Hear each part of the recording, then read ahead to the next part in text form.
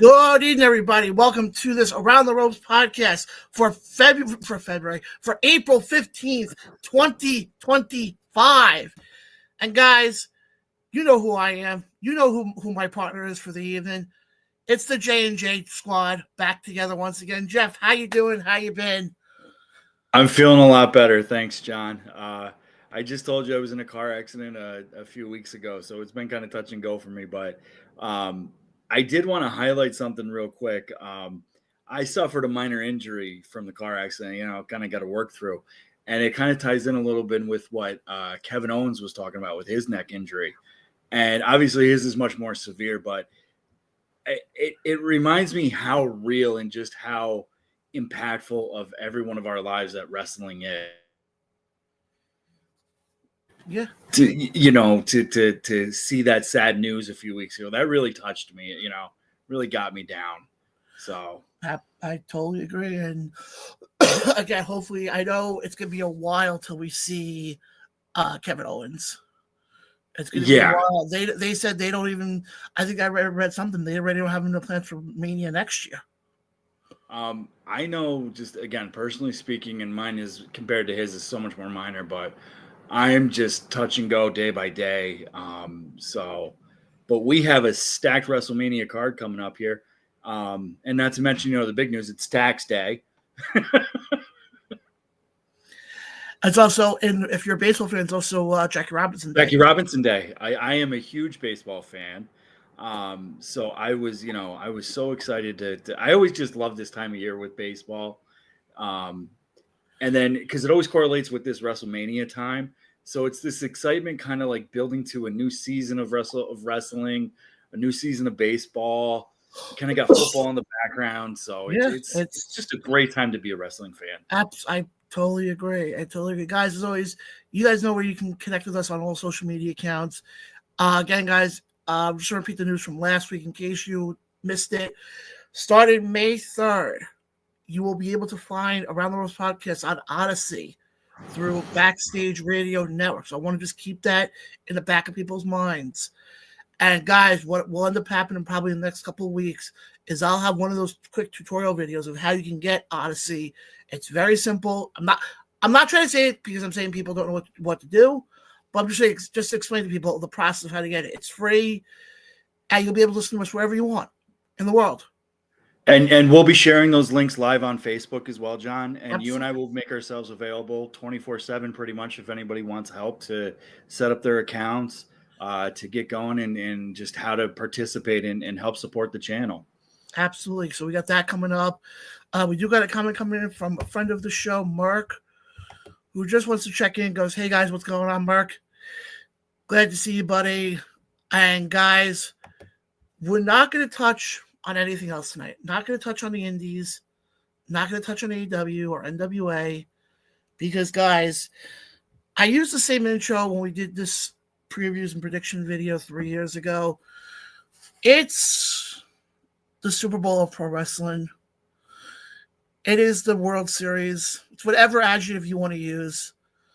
But it's WrestleMania week. I think just in terms of sports analogies, WrestleMania is equivalent to the Super Bowl and the World Series and the Stanley Cup. I mean, it is up there. I'd argue it's the fifth major sport right now, just of the popularity of wrestling and just what WrestleMania has become over the past 40 plus years. Yeah, I mean, I read something that if you look at the brand itself, I think it's the fourth or fifth highest grossing made brand. I think that's I gotta double check that, but when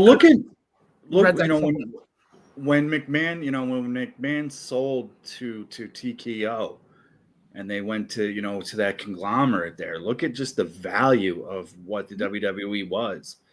What billions of dollars were put into it. I mean, it's you don't get that overnight, No.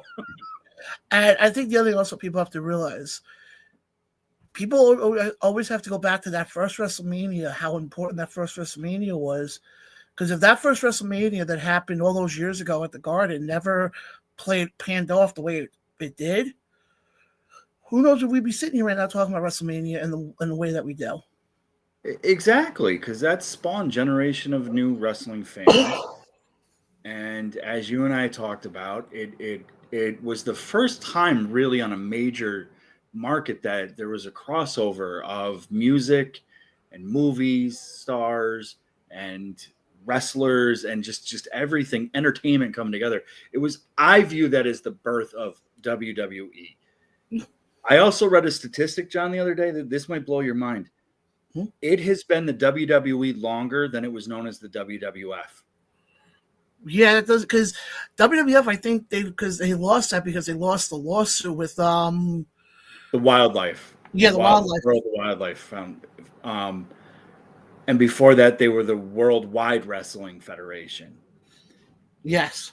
So yes, they have now been WWE longer than they were WWF. But guys, before we get into what's going on Saturday and Sunday with WrestleMania, Jeff, I want to just touch briefly on what's going on Friday after SmackDown goes off the air with the Hall of Fame. Okay, yep. Thoughts on, did they make the right choice?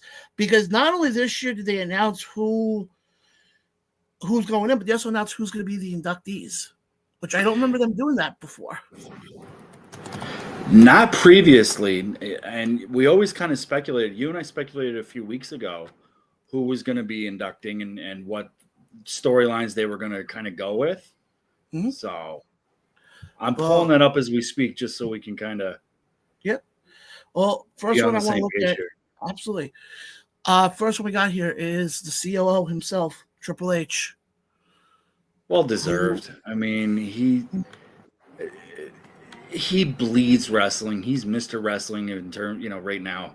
He's done it all. And I know he always used to get a bad rap about burying talent back in the day, but isn't he doesn't he only have 2 wins at WrestleMania or something like that? Yeah, he has it's insane how many people he has put over. And look at who he's put over, who's become current and future Hall of Famers. Yeah. He's put over a list of who's who of wrestling talent. So, and now you take that away and you just look at what he's done over the past 3 years on the executive side of things with his booking. Have you ever seen a hotter product than the WWE over the past 3 years? I'll put it this way. What we're seeing now with the WWE compared to what we saw with the WWE when it was Vince running it, it's night and day. I mean, we kind of got glimpses of this when he was running NXT a couple years ago, and that was on a much smaller scale. But now he has he has bigger pockets. Let me put it that way. Yeah. Yeah, and he's got the confidence of the board behind him, or the TKO board behind him as well. Yeah. And he's got the experience. And did you read his book that he published back in the early 2000s?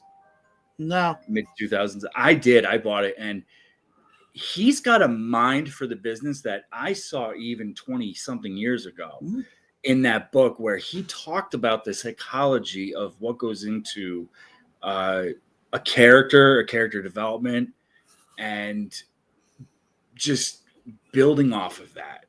And I could have predicted 20-something years ago that he was going to be a future executive. He was going to be running the show someday.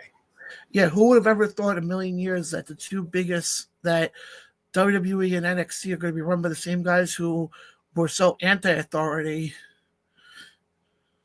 with Hunter and Sean. When Sean, yeah, they were so D-Generation X. They would fight Sergeant Slaughter every week. They'd fight Vince every week. They'd fight whoever they could every week. And now they're the ones who run everything.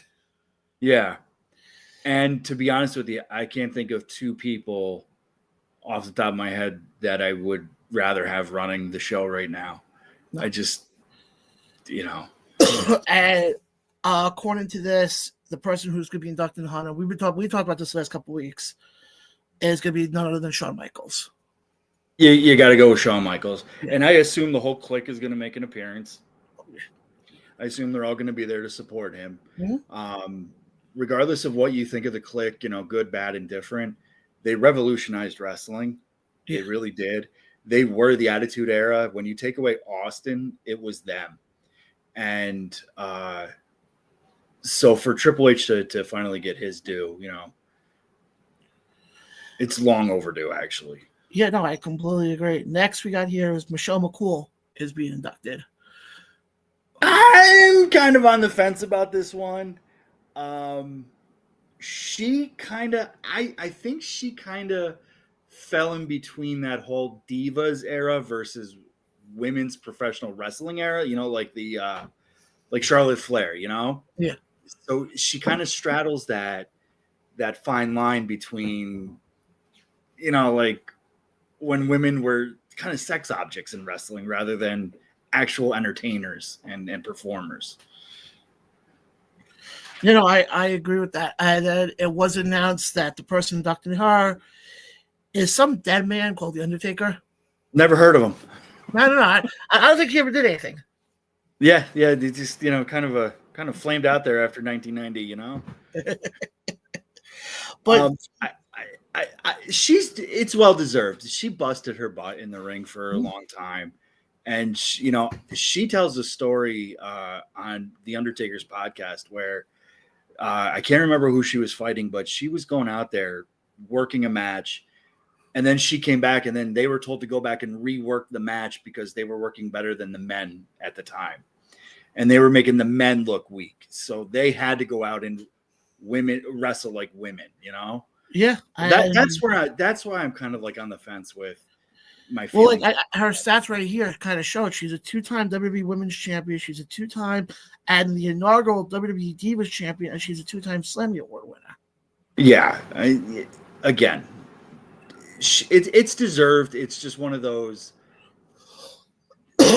transitional periods where it's hard for me to define, like, is she going in during that Diva era or kind of equivalent to, like, I would say a Charlotte Flair. No, I completely agree with that. Next one we got on here is Lex Luger. The total package. And now this one was talked about who was going to induct him, because I know everybody wanted Sting, but obviously we know Sting's not under WWE contract anymore. And we all know how AEW loves to work with other promotions. Hopefully you guys can sense my sarcasm on that one. I did. But it was actually announced that DDP, Diamond Dallas Page, will be the one inducted him. And that's appropriate given their history and their past with WCW and how they both came up under the Jim Crockett promotion and what they did during those times. And their common matches, between Ric Flair, Sting, and Brian Pillman and all those guys back then. Yeah, so I completely... And we'll look at what Diamond Dallas Page has done for wrestlers, former and retired wrestlers. He's kind of become the face and the advocate of mental health, physical health, and well-being of wrestlers, keeping them off substances, keeping them healthy, making sure they get the services they need post-wrestling to live a good, long life. Yeah, I love all the people so far. And Jeff, we're actually going to take a quick break here. On the other side of this break, we're going to dive into the tag team that got inducted, the Immortal Moment that's being inducted, and the Legacy. Because, yes, guys, we have the Legacy department as well. Guys, you're listening to Around the Ropes podcast right here on the Around the Ropes YouTube and Facebook channel. We'll be right back right after this.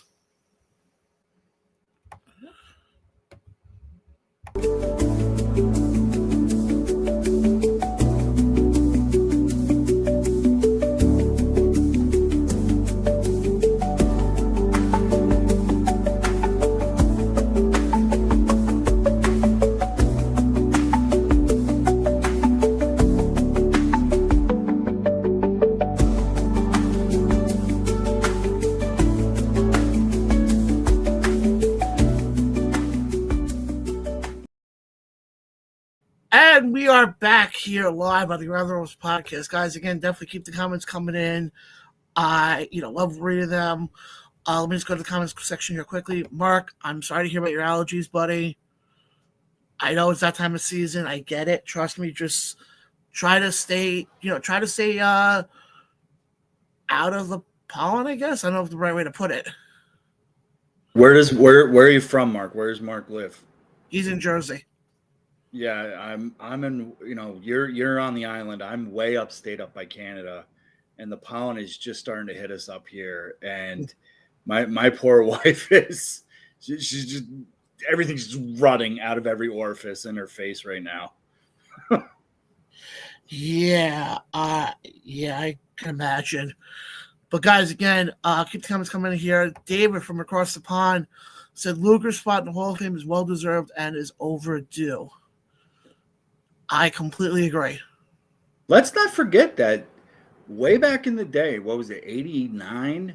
Sting gets hurt, and they tapped Luger to go over Ric Flair. And Ric Flair said, no, Lex will be the guy, but I'm holding it for Sting. So even Ric Flair knew that Lex was going to be a future star. He was just holding that belt for Stinger at the time. But and how do you talk about Lex and not talk about the history of him appearing on the very first Monday Night Nitro? The shock and awe.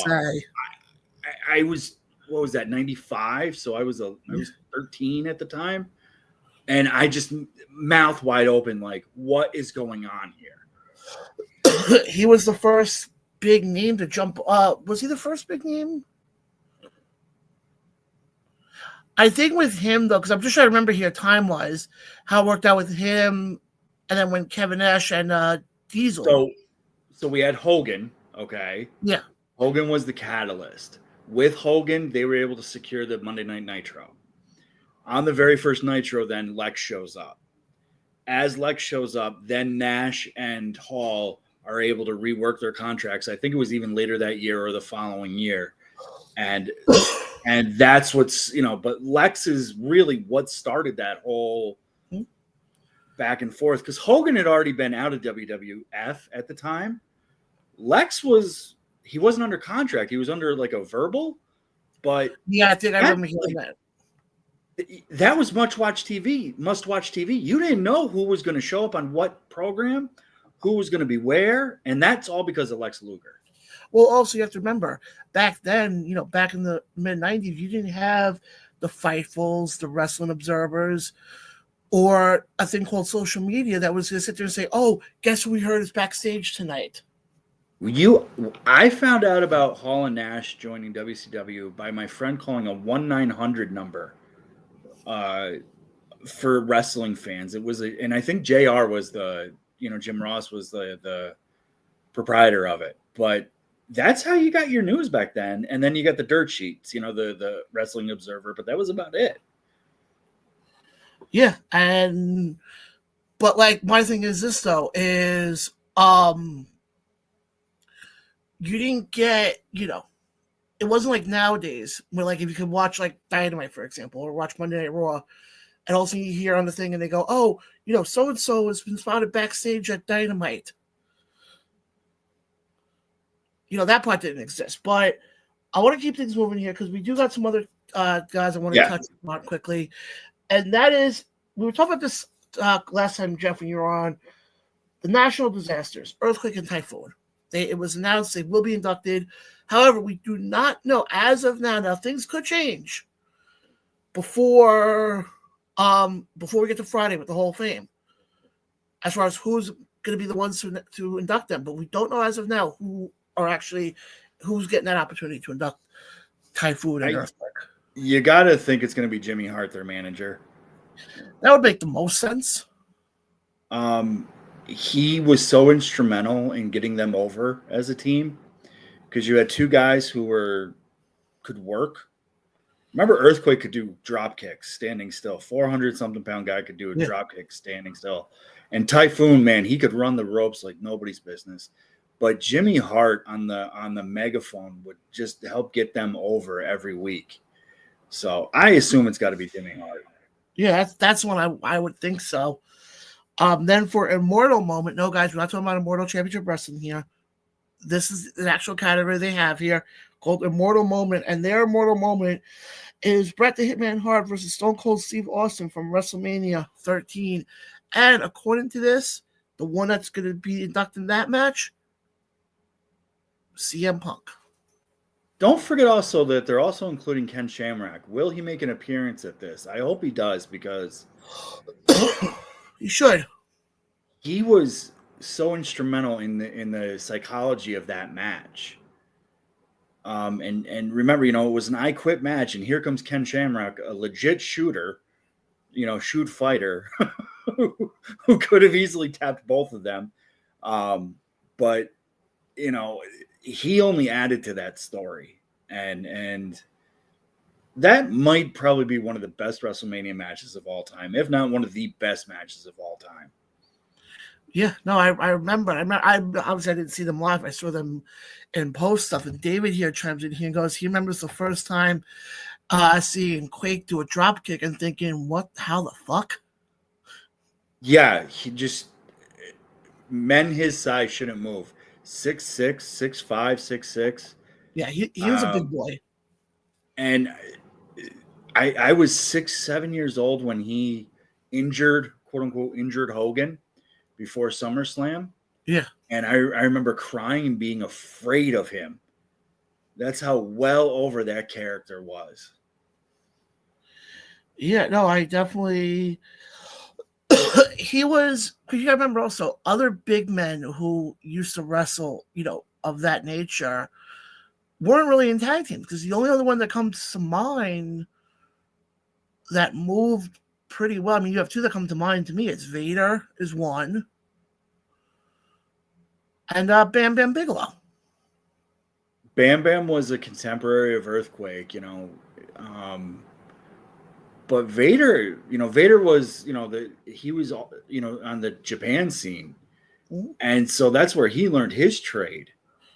Yeah, and don't forget, Earthquake was also a previous sumo wrestler, so he had that going for him. That's how he was able to do those drop kicks. He had immense strength in his legs from his sumo days. And quickly, just want to look at the people who are getting in regards to the legacy department, and we have 3 people going in, and that's Ivan Koloff, Dory Funk Sr., and Kamala, the wrestler Kamala. 3 well-deserved candidates, honestly. Kamala was one of those guys that you could put him in just about any storyline. He could play face or heel. Remember, he did kind of both for a while, over 1 or 2 years. He was just someone that you could always count on to put on a fun match, a good match. He could tell a good story. Yes. No, that I definitely agree with. And guys, also want to just make it clear, the Hall of Fame this year is going to be a little bit different than last year, because it's not going to be. Remember, the last couple of years they've been doing it, and they did it right after SmackDown ended. Right, they took out that set of ropes, and they did it right there. Yeah, right in the ring there. Supposedly this year is going to be done in actual theater. Yeah, and it'll be simulcast too in other arenas and other venues as well. And I heard supposedly for us here on the East Coast, I think we're not going to get it till 1 a.m. I think is the start time for us. That's the tough part about when these things are on the West Coast. Yeah, when they're out there. Well, you got to. I do want to mention Dory Funk, Funk Sr., and his legacy and his impact on wrestling. Going back to the territory days. And there isn't a wrestler from the 70s and 80s that wasn't influenced by Dory Funk Sr. Really, in terms of just the way that the shooting wrestling style, that just the way he could outwork anybody, really. Yeah, and I was actually lucky enough to be up at Albany for the International Pro Wrestling Hall of Fame when Dory Funk Jr. got inducted. Yeah. Again, that whole time, that's a forgotten era for modern wrestling fans. And if you ever really want to watch some good matches, go back and watch those Dory Funk Jr. and Senior matches and what they were doing back in the 50s and 60s. Kind of ahead of its time, really. I mean, you can make the argument that, and eventually, I want to hopefully do this as a video of the Mount Rushmore of wrestling families. Because the Funks would definitely be on there. The Funks would have to be on that list, followed by, okay. Obviously, we're not going to go into this full detail, but if you had to give me your top 4 families. The Hart family. The Funks. I'm going to butcher their name, but the Inoue family. Okay, that whole Samoan family. And it's hard to think of a 4th because, like, when you think of like the Hart family, that had so many different members. Oh, you know who I'm thinking of? The Von Erichs. Yes. Out of Texas. I think for me, if I had to go with one quickly on the spot, and obviously, guys, in the weeks to come, probably after Mania, we'll do this as an actual video. For me, it's the Harts, the Anawahis. I think you would also have to put in, and I hate to say this because I don't want to give them credit for it because of what we ended up finding out about Vince, but I think you have to put the McMahons in there. If you separate the personal from the professional side of things, then yes. Yeah. You can't discount, because again, it goes back to his grandfather and you know what they did with MSG and your stomping grounds down in the city. And so I have the McMahons, the Harts, the Anawahis. Yeah, I gotta go with the Funks then to wrap up my list. See, I can't you can't take out the Von Erichs to me. You know, it's just they were just too big, you know. But, I get again, this is we could do this across all sports. Who's the best hitter, who's the best basketball player, you know. And you can't be wrong. No. Nope. Jeff, overall, before we get, because coming out of this next break, can't believe we're already up to our second break already. This is insane. Because I'm also getting a quick phone call here. Coming out of this break, Jeff, we're going to dive into WrestleMania, first WrestleMania in Las Vegas since WrestleMania 9. Yep. And we are going to dive into all that. Guys, you are watching and listening to the Around the Ropes podcast. We'll be right back right after this. Again, guys, coming out of this break, it's WrestleMania talk. We'll be right back right after this.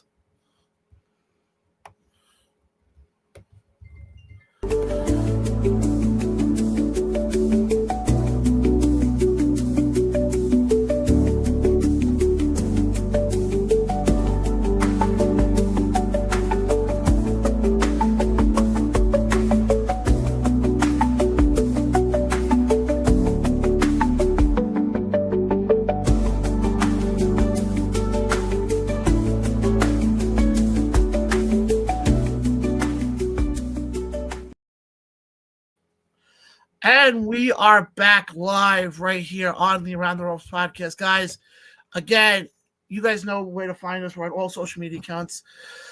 But, Jeff, before we get into what we're going to be seeing this weekend, we're going to dive into the entire card. It's the first time they're back in Las Vegas since WrestleMania 9. Does it feel weird? Obviously, since you're somebody who was around.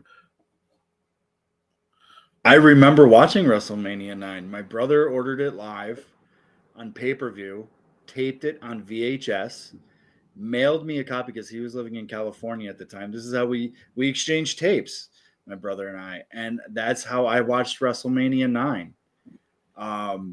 At Caesar's Palace. I'll never forget it. Bobby Heenan coming in on a camel or an elephant or something like that. Look at how much it's grown.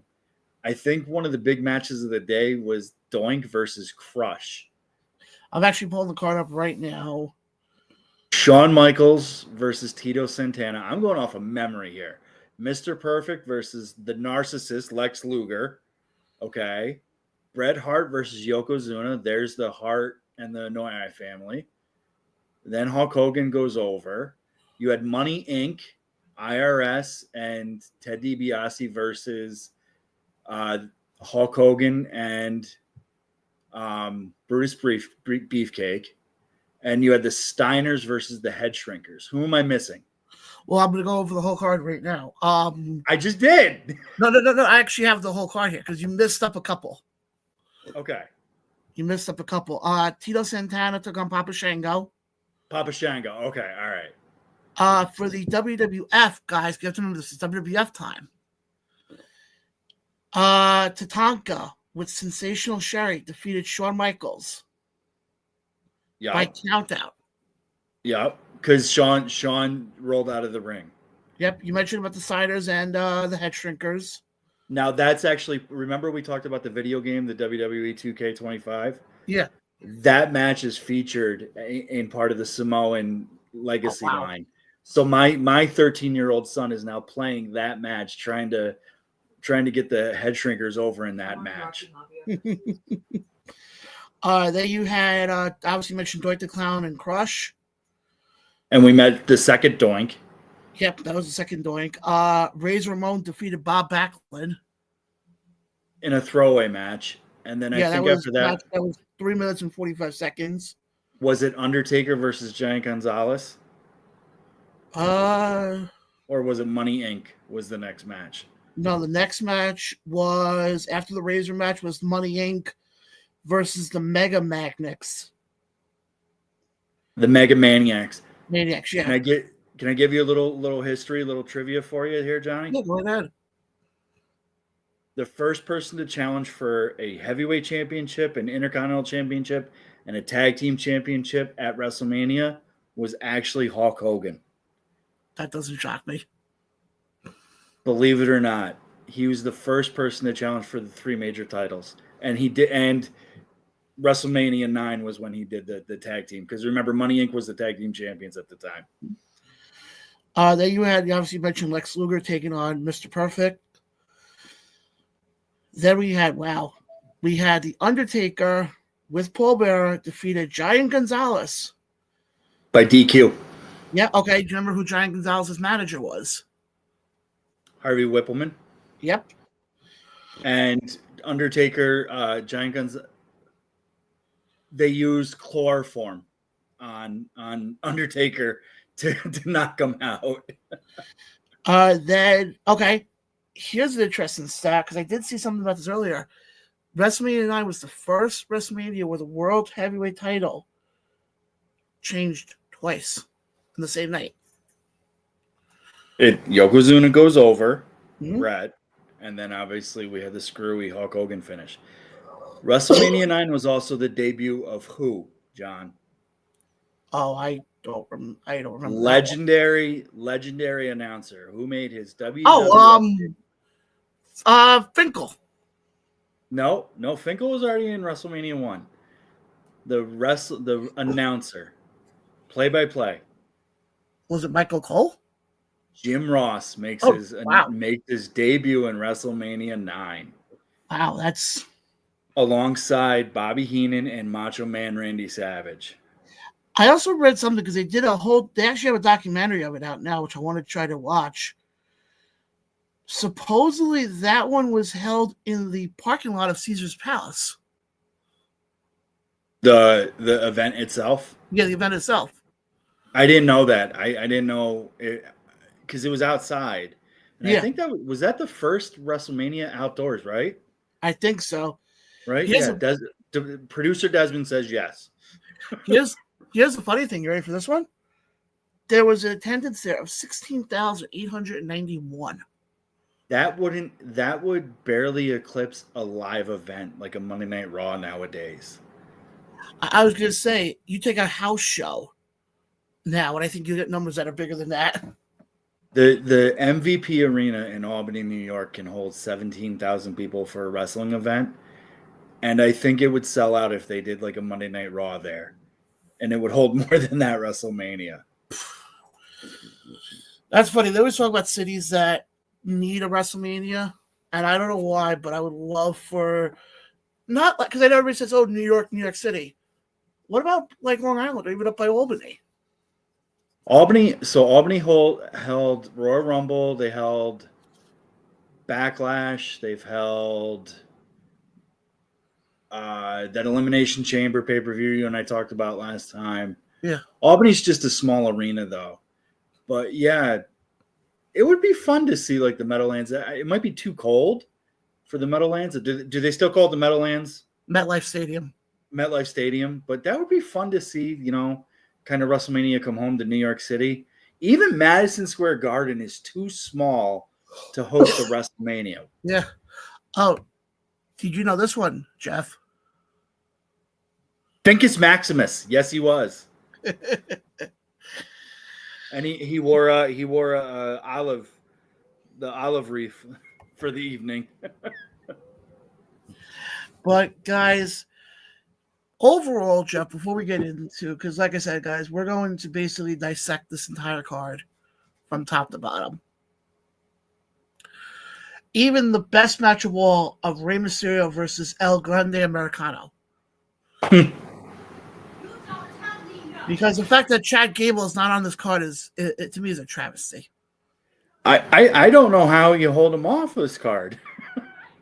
I have no idea. But guys, the way we're gonna do it is this.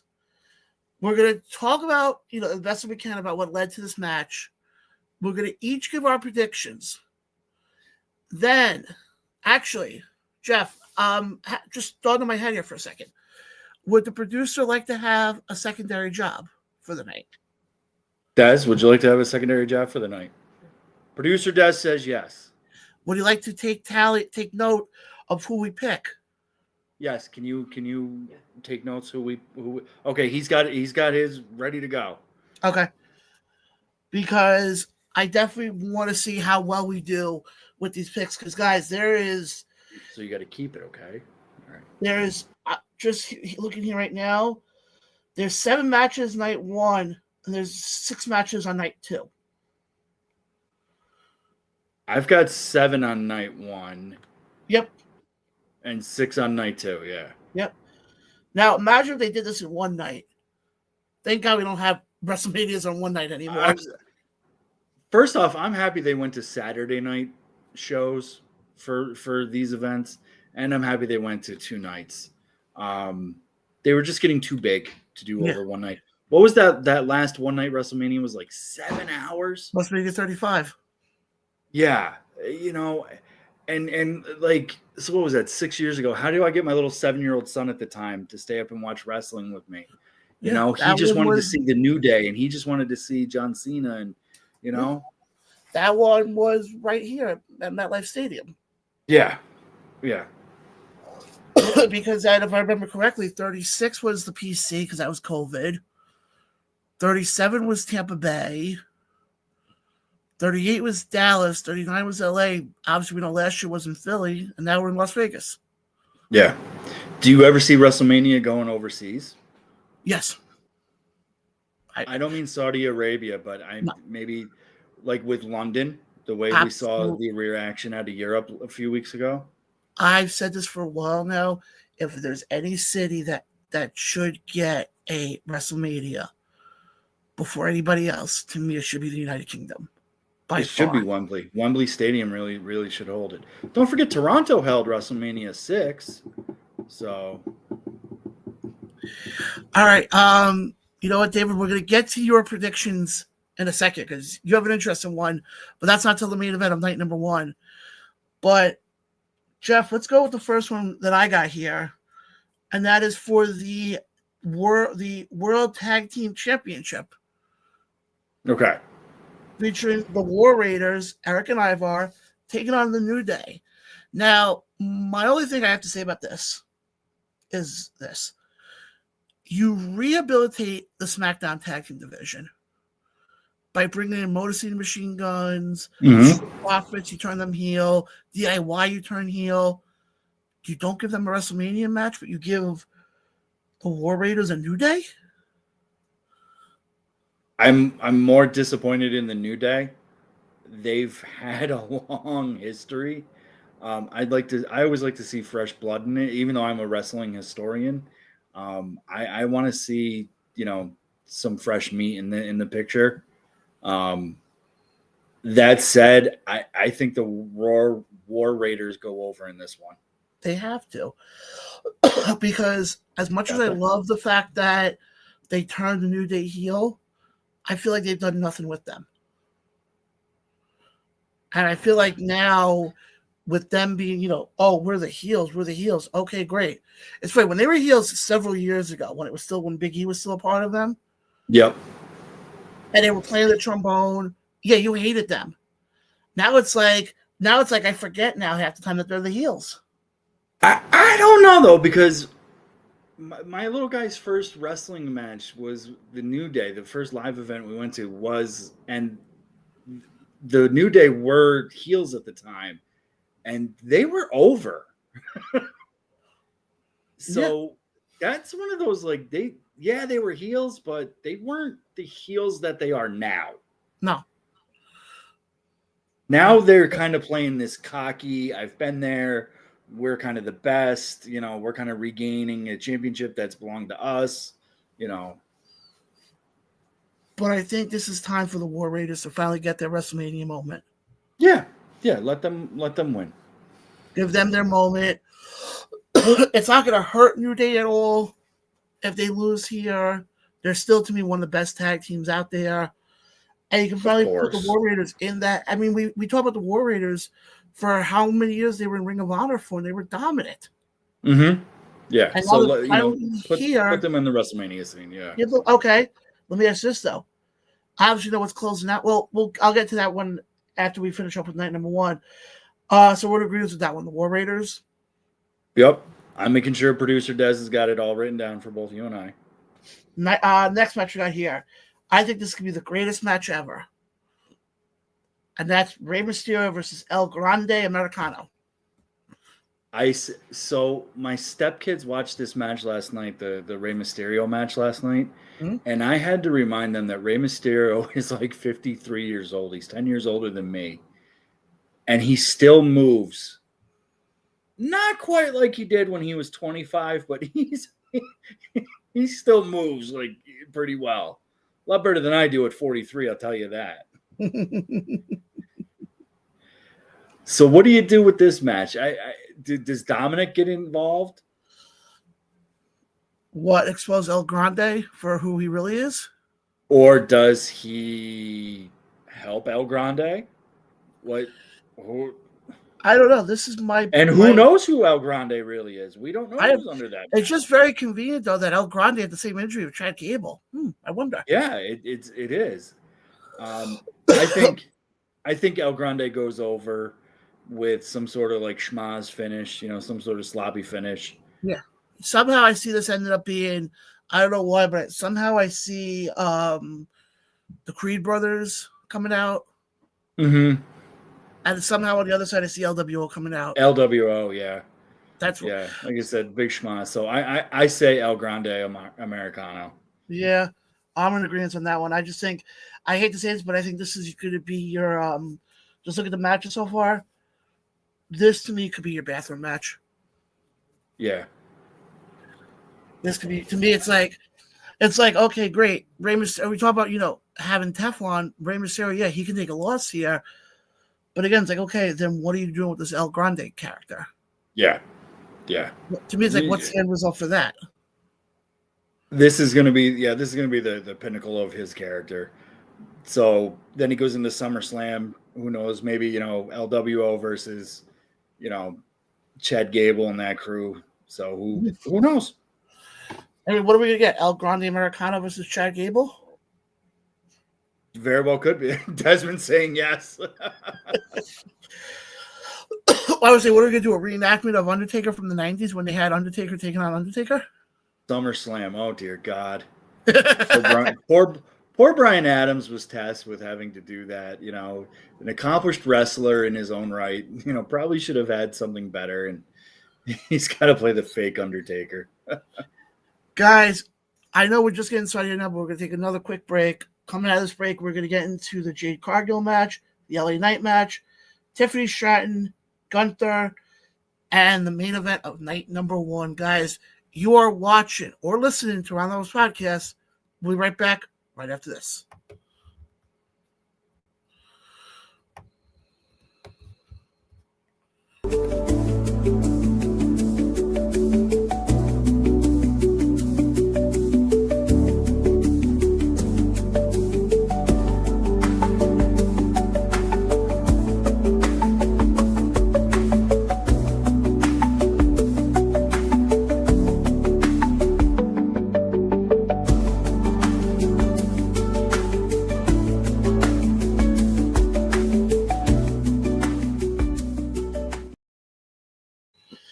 And we are back live here on the Round Levels Podcast. Guys, before we went to the commercial break, we touched on the World Tag Team Championship match and the matchup of Rey Mysterio versus El Grande Americano.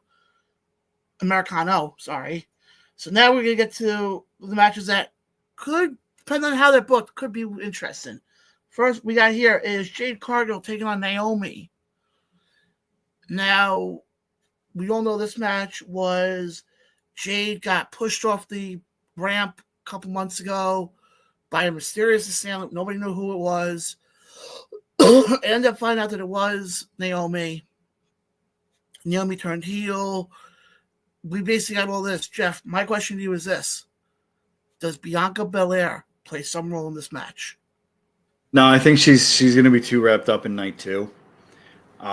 Actually, you know what? I could see her coming down as kind of like an emotional support. Distracting. Ultimately, I see Jade Cargill going over, though. But it would be hard, I think Bianca's already kind of weaseled her way into, or not weaseled, but kind of, she's already kind of got her own thing going with the women's championship the next night. So this is really going to be the first time we get Jade by herself, because since she's been in WWE, it's been really with Bianca. Mm-hmm. So I'm curious to see. First time by yourself, you're with you're with a veteran like Naomi. It's not going to hurt you. I'm going to go on a limb here. I'm going to say Jade gets the win here. Yeah. So we're in agreement so far. Yeah. But I'm going to go a step further. We're talking about her going for the title, one of the women's titles. Jade by SummerSlam. Oh, most certainly. She's so over, and she's well deserved of it. She's a good worker, and she is strong as hell, I'll tell you. Oh, yeah. Because the fact that Lyra Valkyria and Chelsea Green are not defending their titles here leads you to think that they're going to both get defended when we get to SummerSlam in a couple of months. Yeah. That's right around the corner, too. Before you know it, it's going to be there. But next we got here is LA Knight defending the U.S. Championship against Jacob Fatu. So, what was the build up to this whole match? Because I know that Jacob had to slide in, last minute because this one from my memory was basically that it was supposed to be Solo who had it, and then Solo kind of gave it to Jacob. Yep.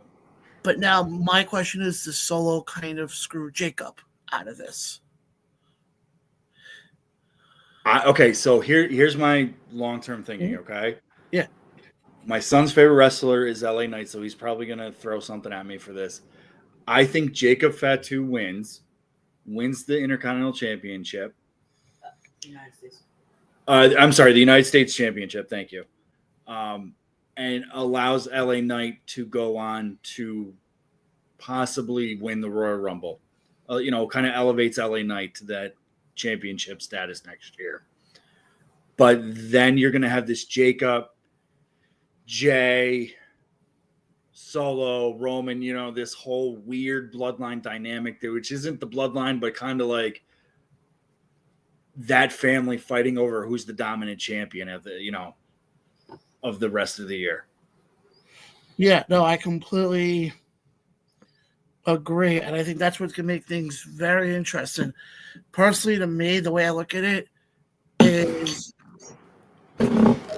I like LA Knight. I actually had the opportunity to meet him back in 2019 when AEW was in Vegas.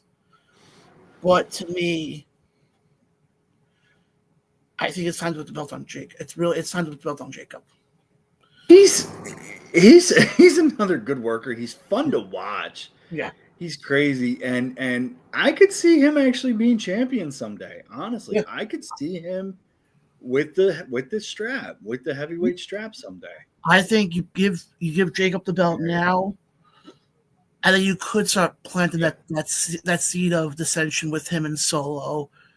Yeah, and again, when you look at the rest of the card, and then from Saturday and Sunday night, you're gonna have a lot of that family winning, I think, and so it's gonna be this kind of weird dynamic of who the dominant champion and member is going to be. Maybe not head of the table or OTC or all that, but who's going to be the leader of that faction? Yeah, no, exactly, and that's where I think you also have to remember I know it hasn't been announced yet, but we're going to have Money in the Bank coming up soon. Mm-hmm. Probably sometime either in June or July, more than likely. Yep. So why not put somebody like an LA Knight in that Money in the Bank discussion at this point? Yeah, and actually that would allow him to, go after Jay. Maybe, who knows down the line. Again, does LA Knight retire Cena? Just compelling storylines are abound. Yeah, exactly. So I think we're both in agreement on that one. This one is going to be an interesting one. And that's Tiffany Stratton defends her WWE Women's Championship against Charlotte Flair, who I'm so conflicted on this one. I like exactly what I think is going to win. Well, I'll be right. They're gonna put the belt on Charlotte. We all know that's going to happen. But I'm going to go out on a limb here right now. In a surprise win, Tiffany gets the win. Okay. I think Charlotte wins. So you're calling for Tiffany to win? I'm calling for Tiffany. I think they're going to give it to Charlotte just because she's Miss WrestleMania. Isn't this gonna elevate her to her 17th championship or something like that? It's sad because I'd prefer to see Tiffany win, but I think Charlotte goes over in this one. Yeah, but my thing is go back to their promo that they cut a couple weeks ago on SmackDown when Tiffany turned around and said, "It doesn't matter how many belts Charlotte wins, she's always gonna be number 2 to Daddy." I'm sorry, John, I didn't catch you. Dad had a question here. Oh no. That all I said was that if you go back a couple weeks ago when Charlotte cut when they were in the ring and they cut that very scathing promo on each other. That got awkward. Awkward, that's an understatement. And basically turned around and Tiffany said, "Look, doesn't matter how many belts you win, you're always gonna be number 2 to Dad." Yeah. And I think, and one thing I've always talked about is, I said this for years, especially on this show, we have to start building the future. Mm-hmm. And as much as Charlotte is great, I'm not trying to diminish what she's done. She's not the future. No. So I think if you do put it on Charlotte, I think it's only to get it onto Jade Cargill or somebody down the line within the next maybe 3 months, maybe by SummerSlam. But the thing is, I want if they do go that route, I'm still sticking to my pick about Tiffany. But if they do put Charlotte in, I hope it doesn't mean that Tiffany gets pushed back all the way to, she's gonna be on the main event type of deal. Yeah. No, she should still be in the title picture for the next few months easily. I completely agree with that. So I think that's actually the first one that we actually disagree on. How about the next match? Gunther, the Ring General, takes on Jey Uso for the World Heavyweight Championship. Can we just take a second and point out 2 of the best promos that were cut last night with these 2 guys? Gunther coming out, who's always composed. He's got that stereotypical Austrian, Germanic, just militant, ice cold, kind of like always in charge, always aware of himself. And he just becomes unhinged, right? Just becomes unhinged. And then you got Jay that comes out later on in the evening, and he only gives what a 2 to 3 minute promo, but it was so emotional that you wanted to reach through your screen and just like kind of give the guy a hug and like kind of, boost him along there. Jay said he's like crashing off. Yeah. You're good. It's weird with this match. I'm getting vibes from the Intercontinental title match from last year. If you remember when Sammy took on Gunther. Yeah. And Gunther had that 600-day reign with the belt. And everyone's like, yeah, he's going to drop it. He's going to drop it. And in the way he did it, I can see Jay walking out of Las Vegas with that title. Very easily. I think Jay wins. Look at the reaction he got after Royal Rumble. Hmm? He's so over with the crowd right now. He's so beloved. I fear that they're going to turn on him like they did Cody, like they do everybody when they become champion. But I think Gunther has been the perfect, just again, man to elevate that belt to a very serious and very like prestigious kind of strap. You know what I mean? We were talking about it last week on the show, and we were saying about with Gunther. Oh no, we were talking about MLW for a second, and we're saying how there's some heel groups, and then there's we're kind of doing the difference between a heel and a heel.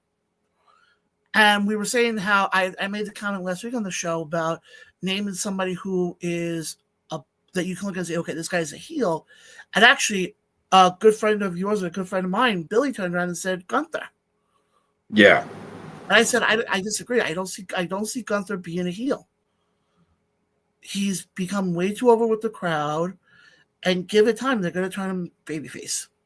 I think he works as a heel so well, and he's such a good worker. That's what's making him kind of over and turning him face naturally. Yeah. Kind of like, in a way, a reminiscent of like the Stone Cold character. Remember, he was a heel. He was a bad guy, but just the way he acted and the way he worked in the ring, people just respected it enough, and they kind of got behind the character. Same thing with Gunther. His work and his matches. Show me a bad Gunther match over the past 5 years. He can't.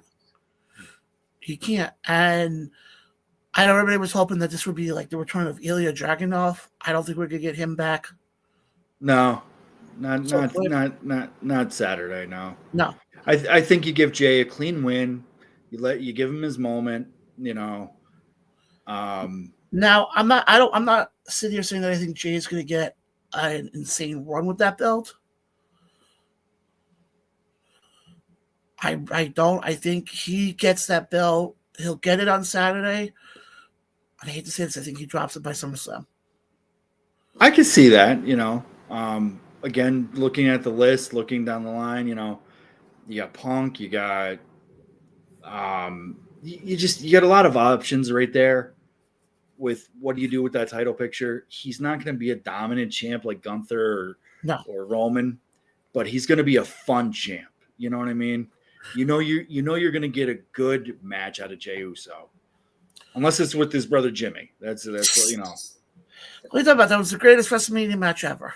Yeah, we won't get. Yeah, okay, John. What are you talking about? That was the greatest match ever. But I still think they're booing him in Philly to this day.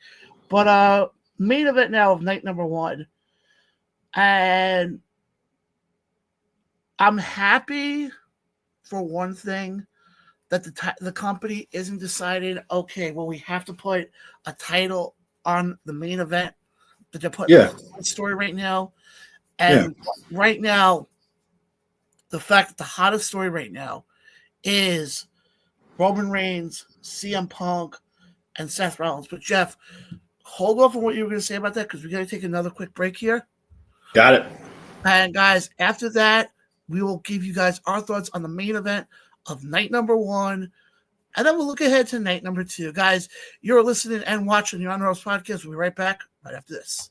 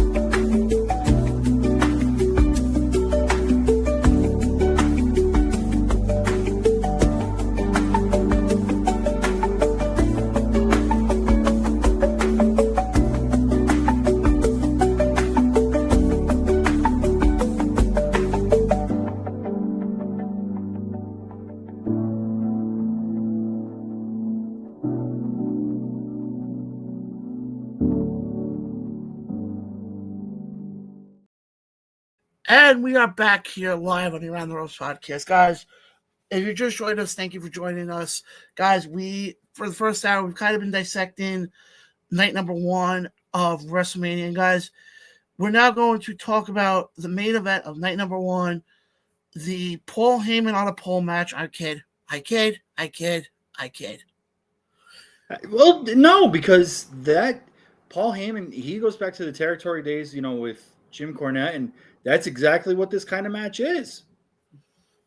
This reminds me of, if you remember back to SummerSlam 05, I think it is, or 05, I think, when Ray took on Eddie for custody of Dominic. Dominic, yeah. It was That's Dominic's what I feel like with this match. Let's just briefly talk about the history of this, because, again, my adorable 10-year-old stepson, he's really been getting into wrestling. So he's learning all the characters right now, okay?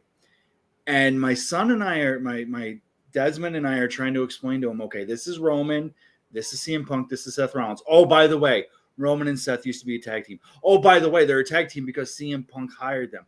Oh, by the way, Seth turns on Roman and CM leaves, but then he comes back and it pisses off Seth because everyone thought that CM just kind of, was selfish. It took us half an hour to just scratch the surface of the storyline here. Yeah, and this is one of those, but like I was saying before we went to the break, I'm glad that they're not decided, okay, well, we have to put Gunther and Jay on because it's a title. Yeah, this is the hot storyline right now. CM Punk, since he's come back in Survivor Series, he's just been the guy, the hot storyline. His promo a few weeks ago where he came out in a scathing, where he just ripped The Rock, he ripped Seth Rollins, he's ripped Roman. He's the guy. There's nobody better on the mic right now than CM Punk. No. Maybe ever, really. Really, honestly. No, but now put him up there in top 4 in terms of mic work. Let me ask you this, though. Do we even know? Because everybody kept saying, oh, the favor. That's the big storyline with this whole thing. We still don't know what the freaking favor is. Well, isn't the favor that Heyman's in my corner, not your corner? No, I think there's a bigger favor coming. Do you think he's going to use Paul to screw her over, Roman? Well, my thing is this, though. I think Paul's going to play a role in this. But I don't know. I know it was mentioned about maybe Paul screwing over Punk and joining sides with Rollins. Do Rollins and Reigns pull a swerve and kind of, team up against Punk and eliminate him, kind of, get him out early and then go at it, It's very possible. This is a matchup, and I do want to go back to the comment that David said before on his prediction with this match. He goes, I can't wait for this one, John, so I'm diving straight in with my guess is that Heyman turns on both Punk and Reigns, and Seth becomes the latest Paul Heyman guy. Okay, but here's the only thing I disagree with, though. There's one part of this I disagree with. does Seth Rollins need to be a Paul Heyman guy? I think that's just kind of become like the latest kind of trendy thing to say. I got to mute for a second here. If you can give me a minute. Absolutely, go right ahead. But guys, like I said, definitely keep the comments coming in here.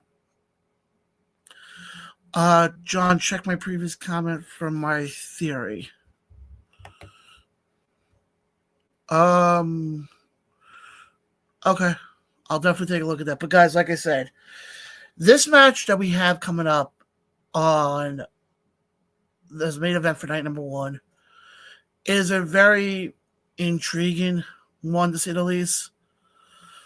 And I think this is the first time where you can literally have any of the three of them get the win here, and I don't think anybody would be so upset by it.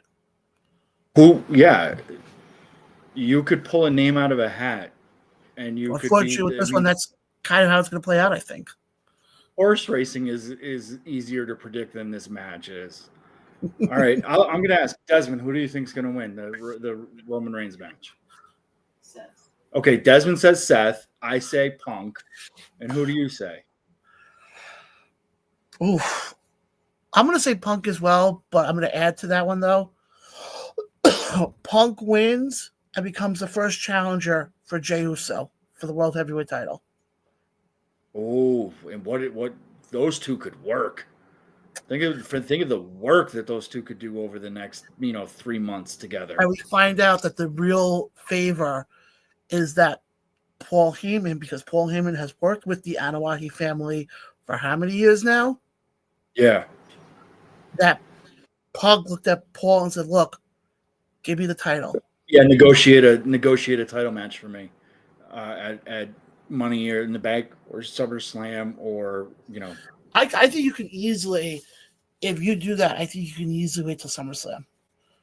Yeah, and that gives Jay a couple challengers. That gives Jay, 2 pay-per-views, premium live events. And it gives Punk and Jay enough time to kind of like circle around each other, sharks in the water, before at each other. Because I think realistically, Roman, he doesn't need the win here. It's not going to hurt him. And I think all you do is by having him lose, you can dive more into him becoming unhinged.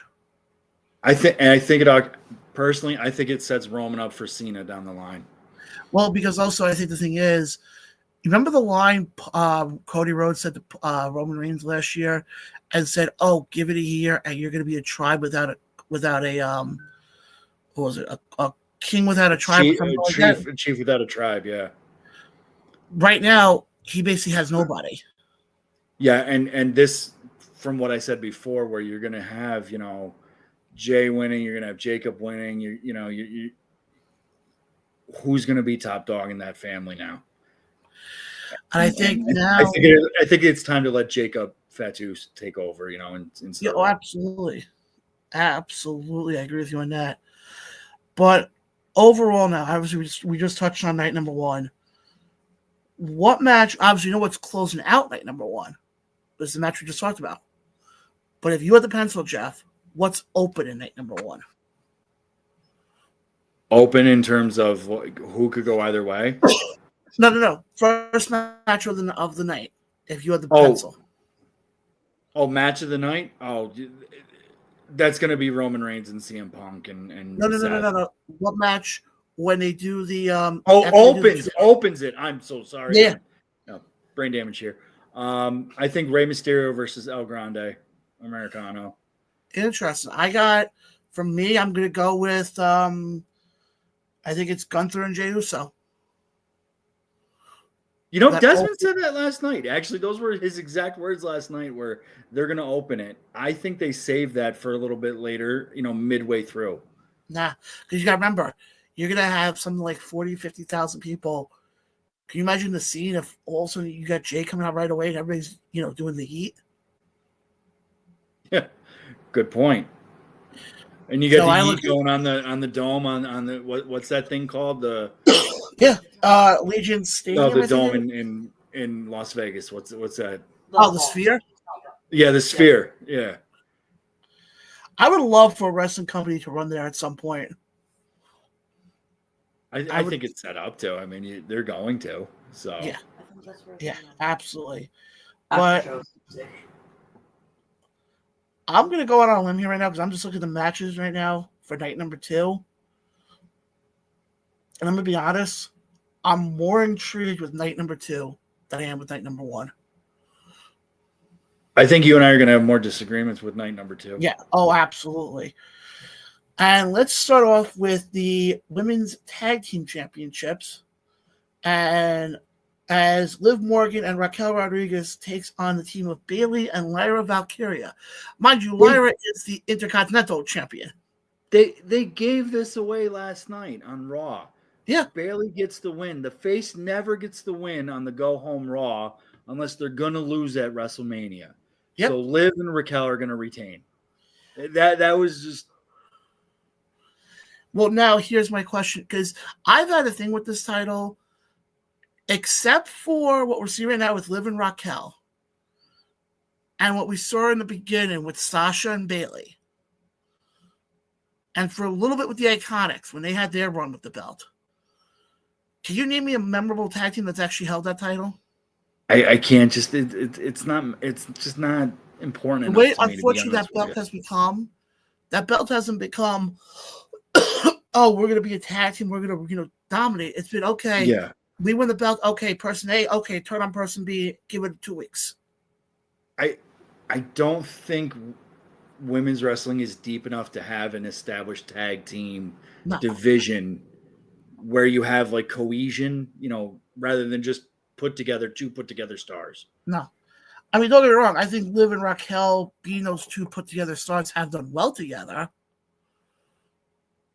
But I just think right now, it'd be, and I hate to say this, it would be so much better that they got rid of the damn women's tag belts. And I've been saying that for years now.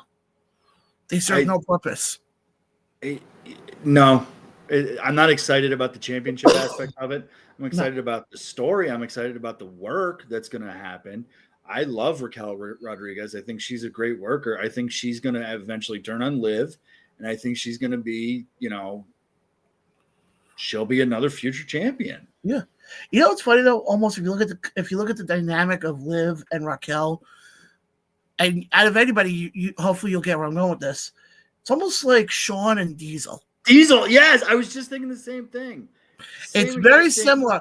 I'm not going to sit here and say that Liv Morgan's the next Shawn Michaels. She moves. She can move around the ropes and jump and do the high flying. But it's very similar to Shawn and Diesel. And Diesel, 1993, 1994, Shawn and Diesel. And look at what that did to Diesel, propelled him into main event and the championship status. Now, next match we got here. This match, I don't think should. So, on that match, I think we're both in agreement on Liv and Raquel get the win. Yes. Next match we got here. Then after this, we're going to take another quick break here. AJ Styles takes on Logan Paul. I'm going to say it right now. As much as I would love for AJ to get the win here, because I don't think he's really had that WrestleMania moment, and I can't believe I'm going to say this about Logan Paul, and I think somebody in the comment section is going to want to revoke my wrestling fandom card. But give Logan Paul the win here. He has been impressive as being a non-wrestler. I would say you give him the win here and do something with him. Logan has earned it only because of his work. Mm-hmm. He's exciting to watch. He's the guy you watch because you want to see him lose. Yes. And he's so good at it that you hate him for it. And if anyone's going to make him just look even better, it's AJ Styles. AJ Styles is this generation's Bret Hart. He could have a wrestling match with a mop and make it look good. Yeah. So I'm excited. I'm actually really kind of excited for this match. Yeah, me too. Imagine AJ coming off the rope, Logan catching him, vice versa. Just how these two are going to work together. I'll go a step further. I think if you look at non-wrestlers who have come into the world of pro wrestling and have done well, there's two names that come to mind without even thinking about it. And that's Logan Paul and that's Bad Bunny. Yeah, and I think those are and the Logan guys. Paul's heads and shoulders above anybody else, really. So I think are we in agreement on that one? Yeah, and if I didn't tell you his name, Logan Paul, but you just watched his work at his work rate, Mhm. and you didn't know his YouTube story and his douchebaggery, excuse me, you would call him a great worker. You'd call him a great wrestler. Yeah. But he's just, you love to hate him. So Exactly. But Jeff, we're gonna take another quick break here. But coming up after this break, we got the heavy hitters coming up. We got the IC title coming up. that's exciting. We have the Sin City Street Fight coming up. We have the triple threat for the Women's World Championship coming up. And we got the undisputed WWE Championship match coming up as well. Guys, stay tuned. We'll be right back right after this. You're watching the immortals podcast right here on YouTube and Facebook. Be right back right after this.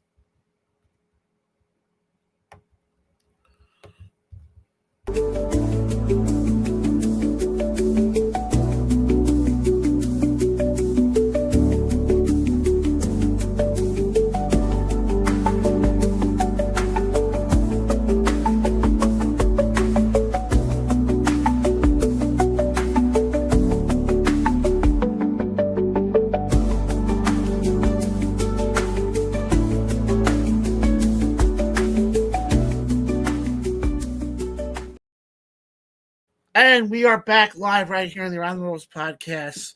Obviously, you guys know who we are. John, Jeff. Guys, we now have come to the point of WrestleMania where I believe it's going to be the heavy hitters time. And it's probably going to be the first time that Jeff and I will probably disagree on most of these matches. So Desmond pointed out a good point. He said, who's coming back? Who's making an appearance? Who makes their comeback? Who debuts, or who makes an appearance at WrestleMania?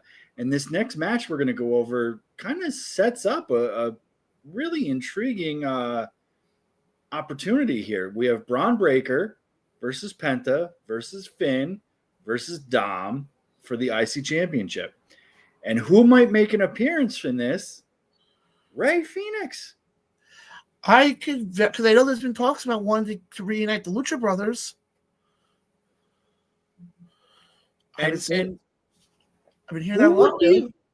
And couldn't you see Penta go? I see Penta going over in this as a champion, and then again allowing Braun his championship run with the heavyweight strap. Gunning for that now. Well, I'm going to say this right now. I agree with Penta. I think the one who takes the pin. I don't think Braun takes the pin here. I think it's you got to protect Braun. I think Dominic takes the pin. I think Finn will take the pin. I'll tell you what. I'm saying Penta's going to win. My dark horse for this match is Dominic Mysterio wins his IC title. Well, the only reason why I'm saying Penta is I'm glad that when Penta came to WWE, because of him being of the Lucha style background, they didn't automatically put him with LWL. Nope. And they gave him a lot of respect. Yeah, they're giving him, his own. They've done well. I mean, you look at a lot of these guys who have made that jump from AEW. A lot of them have done pretty damn well for themselves. Penta's one of them. This ties into where we opened the show when we talked about Triple H being inducted in. He not only recognizes other organizations and other talents, but it wasn't that long ago when McMahon was running things where a wrestler like Penta would have been brought over and then buried and squashed because he wasn't a WWE guy. Yeah. And within 3 weeks of Penta debuting, he's in the Royal Rumble, and he's your Iron Man of the Royal Rumble this year. And now he's in this. Now he's kind of like in night 2 of WrestleMania. Like, that's a big deal. Like, I will put it this way: I actually had the opportunity to meet Penta last year. There was a convention. I don't think they're doing it anymore, down in New Jersey called WrestleBash. Done by the Asylum store. And the Lucha Brothers were both there. And myself and Ryan, who were at the show, got a chance to meet them. Two of the nicest guys ever.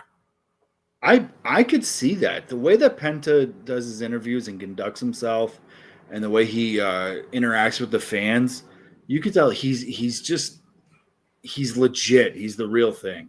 Yeah. I'm looking at David's comment here. Did you just see what David said? Yeah, I just saw it. Let me pull it up so people can see it, because he has a good point here. He does have a good point. He goes, I think they're doing the right thing with the Lucha Brothers, keeping them separate for now and letting them shine individually before putting them together as a team. AEW should take a few notes.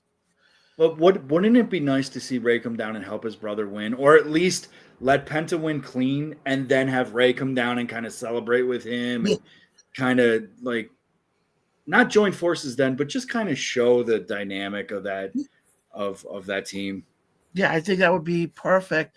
And I think you can easily put Braun then when the Money in the Bank discussion gets started. Braun Breaker to me should be in that Money in the Bank discussion very easily. Braun Breaker is a future champion, and he's a future dominant champion. He's a future multi-year champion. I mean, I think they're still scraping up iShow speed from the Rumble. Remember we talked about WrestleMania 9? Who was at WrestleMania 9? Rick and Scott Steiner. Mm-hmm. And now who's at WrestleMania 41 is, Rick's son. Yeah. But to me... And wait a minute. Also, Fatu, the head shrinker, who eventually became Rikishi. Jey Uso's signing. I mean, this is why I love wrestling. I mean, this is why I love it. But yeah, I mean, I think Braun, not only we always talk about, and that's one thing we always talk about in pro wrestling, people have an it factor. And I think with somebody like Braun Breaker, he has that it factor. There's nothing. He has the look. He can speak well on the microphone. We were talking about before about people who should be the next Paul Heyman guys, and I think somebody said the comment of Seth Rollins. Yeah, I'm going to go out on a limb here. I think if we're looking at a future Paul Heyman guy, it's Braun Breaker. You could see that. You could see that just to kind of help elevate him from a champion to kind of like ultimate champion. Everybody's going to sit there and say, well, a lot of times when you need a manager, you can't speak well on the mic. And I get that. But you turn around and you could have Paul Heyman sit there and, be like, oh, da-da-da-da. Be like, yeah, you don't want to deal with me. Deal with the 6'5" guy behind me who at one flip of a switch. Yeah. Who you can walk as quick as you can, but he will find you. Yeah. Almost played off. And he's gonna hit you like a speed of a Mack truck. I'll be straight. It's almost like if you remember back when he first got paired with Brock Lesnar, back in the beginning. Yeah. You could easily do that. So I think with that one, it's got to be Penta gets the win, but I think Braun goes into the Money in the Bank discussion. Yeah, Braun looks strong in this. He's not going to take the loss, but he's going to look strong. Next match we got here is Damian Priest versus Drew McIntyre in a Sin City street fight. What even is that? I couldn't tell you what a Sin City street fight is. Is this just a no DQ match? Is this just another word for...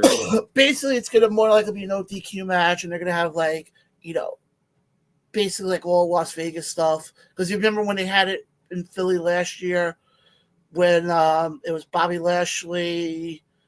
when he was with the Street Profits. Yeah, okay.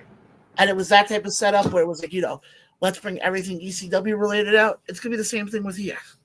Call it what it is. No DQ. Just no DQ. But we have to give it a proper name. Just no DQ. But okay, I get it. You got to tie in the Vegas. You got to bring it all home. I mean, it would be really weird for them to turn around and call it a Sin City street fight and have the pay-per-view be in Sheboygan, Iowa. It'd be kind of weird. What else does happen in Sheboygan, Iowa? Or Sheboygan, I don't know. But I see Drew McIntyre going over. He has to. And it's sad because like both these guys are kind of like, since they've both lost their belts, they've kind of been, I don't want to say downward, but their relevance in the main event scene has just kind of been non-existent, really. They've been putting other guys over. I think it's Drew. I think it's Drew's turn to go over in this match. Yeah, he has to. They have to. To me, Drew has to get the win here. I think the thing is with Damian at this point, a loss here won't hurt him, but a loss here for Drew would, especially the fact he didn't really go over in the whole Punk feud. No, he didn't, and that's what I'm saying. And same thing with Damian Priest. Like since he's lost his belt to Gunther, like kind of what's he done? You know what I mean? Like exactly. Well, does Sheamus make an appearance in this? Is this like my son said? Is this an opportunity for Sheamus or somebody else to come out? I got it. Sabu comes out. They're on Las Vegas. Sabu. I would say I'd shave my head for you, John, if Sabu comes out, but you know. Okay, you know what's funny though? He is doing a retirement match, I think, this week actually. Is he really? I didn't know he was still working, honestly. Oh, there after we finish up, yeah, I do want to get to some independent stuff, but after we're done with this, they're calling it a senior citizens rumble match. You know, you talk about who comes out, and maybe they hold him for Monday night, but since this is a Sin City, Rusev? Possibly. Or do they hold him till Monday night? Probably Monday. You know what I would love for it to be? If we're going to play off the whole Sin City thing. How about Karrion Kross? Ooh. Especially now that he has the old intro back. Yeah. He has that old intro back. Yep. So I think for this one, we're both in agreement. Drew gets the win here. Now you go up to the triple threat for the Women's World Championship. And this is another one of those, I can't call this, John. I'm gonna take a wild guess here. I'm gonna default to you, and then I'll see what you say. And for this one, I'm not sure, because as much as I would love Rhea to get the win here and get that title again, we talked about it earlier about having new blood in the title scene. And Io's not somebody who's new blood, but compared to Bianca and Rhea, she kind of is. Yeah, Bianca won it a couple years ago. Rhea's won it. Rhea's been in the title picture every year for the past 4 years. Around WrestleMania time. So maybe it is. Maybe Io retains here. But who takes the loss? That I don't know. I got it. Remember we were talking earlier about Jade and Naomi? Does Naomi come down and cause Bianca? Think about it. Think about how all of a sudden, let's play this hypothetical for a second. Night one, all of a sudden, Jade gets the win clean, and Naomi gets all pissed off, saying, "Oh, Bianca, I thought you were my friend. We did a whole 9 yards." Yeah. Okay. Good. Yeah. Night two, all of a sudden, Naomi comes out, thinks she's helping Bianca get the win. Yep. And then that's how we ultimately get the triple threat match later on between Naomi, Bianca, and Jade. Who do you think's a stronger person, Naomi or Jade or Bianca Belair? Good question. Actually, I would be remiss if I did not mention this part from before. We talked about Jade and Naomi. Do you know that match actually makes history? How's It's that the again? non-title match for women. Yeah, at in I think WrestleMania. 19 years. Yep. I think the last one was Tori Wilson and Stacy Keibler, or I think so, something like that. But yeah, I saw Yeah. that one. I was like, that's impressive. I got to give them credit for Yep. that one. Yep. Again, this is Triple H not being afraid to try new things, to do different things, and listening to the crowd. Now are we in agreement on this one with EO? EO, yeah. All right. This one we're gonna hold off on for a second. We gotta take another quick break. Gonna take a break. All right. Because this one is gonna be the big one. This one is Cody Rhodes, John Cena for the undisputed WWE Championship. Who are we gonna pick? You have to wait and find out, guys. You are watching or listening to Around the Ropes podcast. We'll be right back right after this.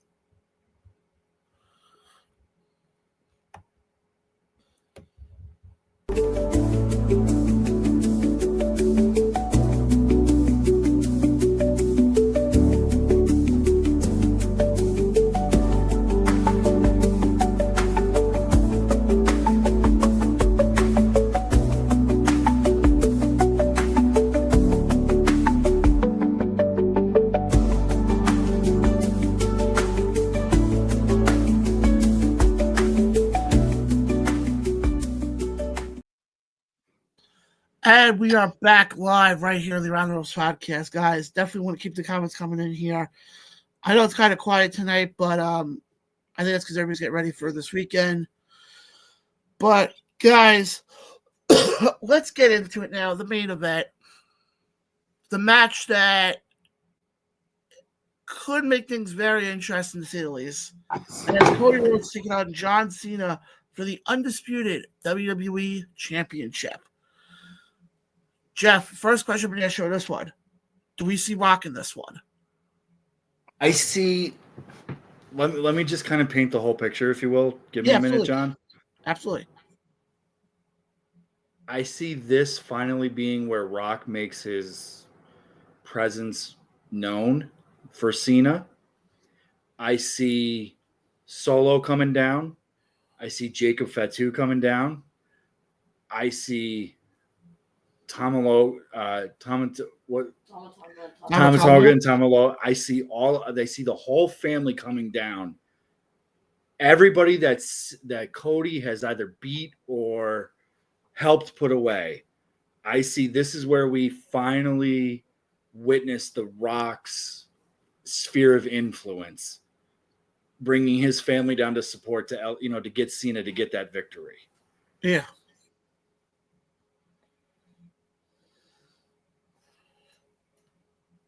But Tamalo was injured. Yeah, he can, but he doesn't have to wrestle. He could just coming down in his presence. I'm talking about Desmond here. I'm sorry.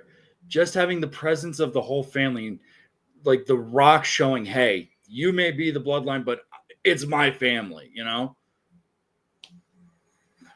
Yeah, it's definitely it's going to definitely be interesting, but let me ask you this though. When it's all said and done and that final bell goes off, does John break the record or does Cody retain? John wins because Rock comes down with the family and just does everything in their power to screw over Cody. And then you're going to see people come down to help Cody, maybe like a CM Punk, maybe an AJ Styles, who knows, right? Yeah. But I think this is where you're going to see the dominance of the Samoan clan, for lack of a better word, if you will. This is where that impact. This is where everything Rock's promised Cena is going to come true, and I think Cena becomes the 17-time world champion. It's deserved. It really is. Absolutely, I agree with that. And I think at this point.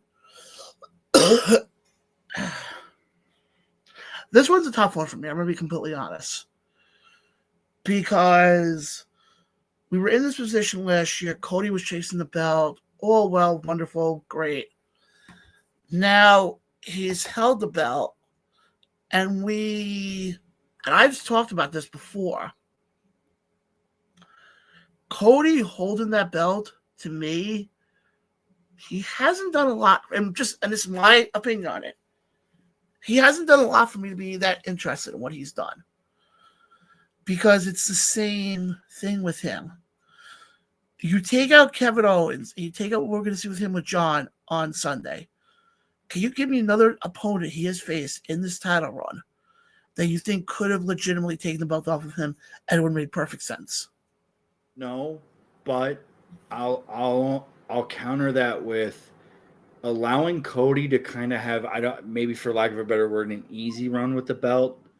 It's allowed other stars to kind of start to elevate themselves to be future challengers and future champions. Maybe not to Cody, maybe not even to Cena, but I think it's kind of allowed other people, like a Braun Breaker, if you will, to allow him to be in the spotlight. We don't need to have Cody in the spotlight. We don't need to have him have a 5-star match every month. You know, I would love, because David actually chimed in here. I see. He goes, Cena wins, Cody gets the strap back at SummerSlam. I wouldn't. I agree. I think John gets the win here.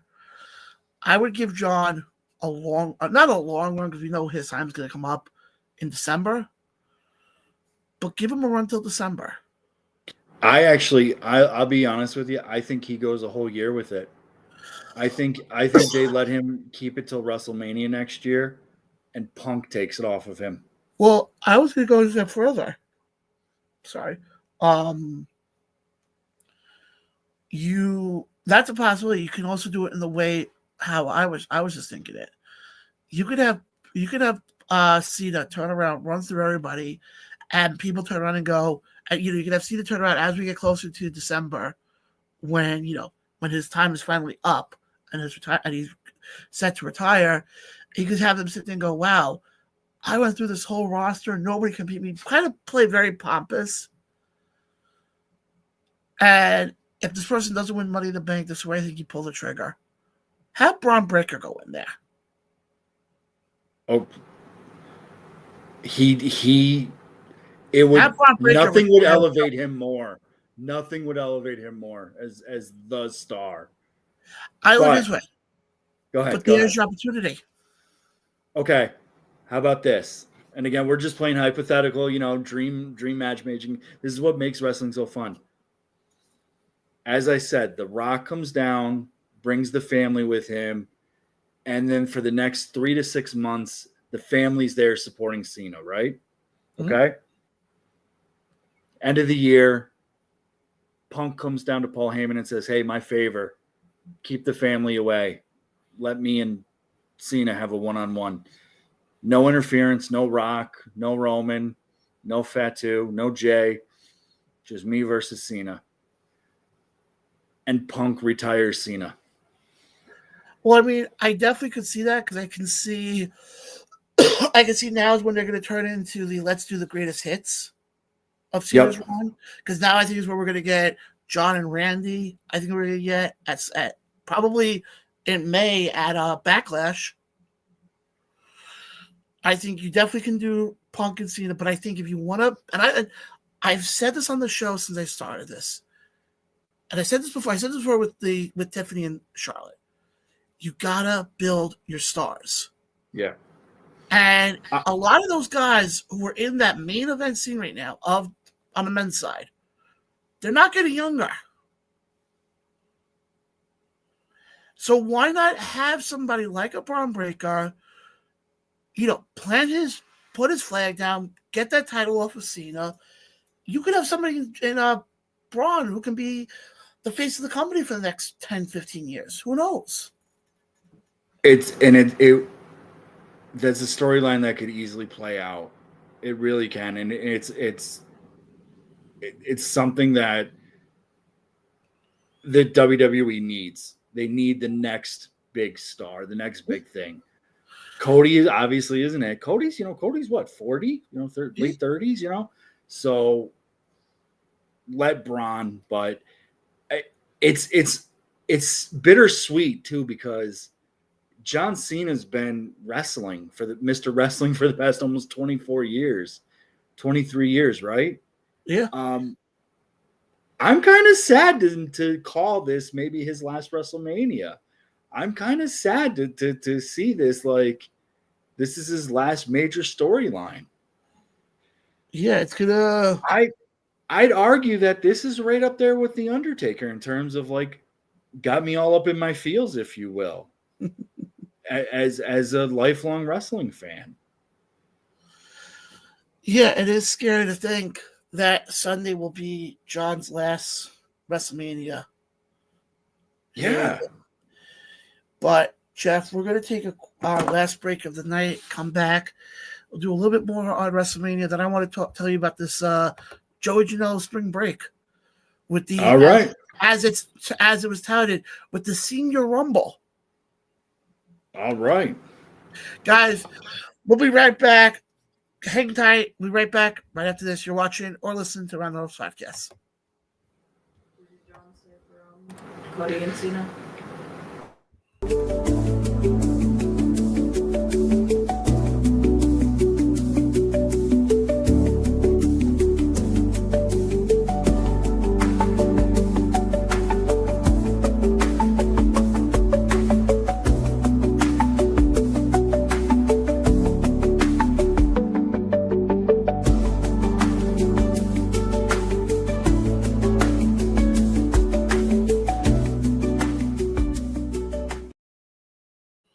And we are back live here on the Round the Ropes Podcast. Guys, if you missed any of tonight's show, definitely go back to the YouTube page or the Facebook page, and you can watch there.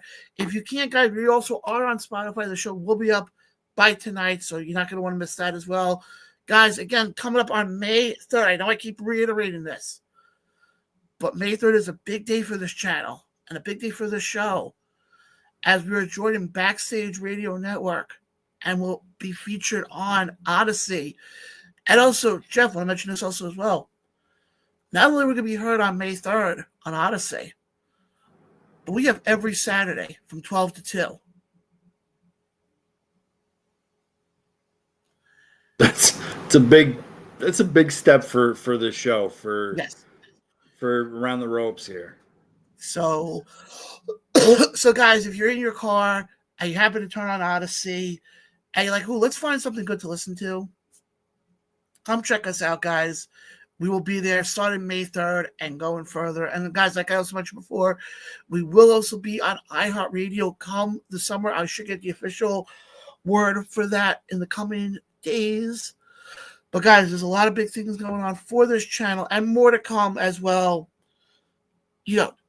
towards the end of the year. But Jeff, before we get into the Joey Janela stuff here for a second, we just spent, the entire show tonight going over both cards for night 1 and night 2. Looking at it now just on paper, which night are you more interested in, night 1 or night 2? I can't pick. I honestly cannot pick. I'm probably more excited for night 2 only because of the John Cena, it's being his last WrestleMania. But there's so many exciting matches. When you look back at WrestleMania 9, maybe one of those matches would qualify for a spot on this WrestleMania. And that's just how far we've come and grown as wrestling.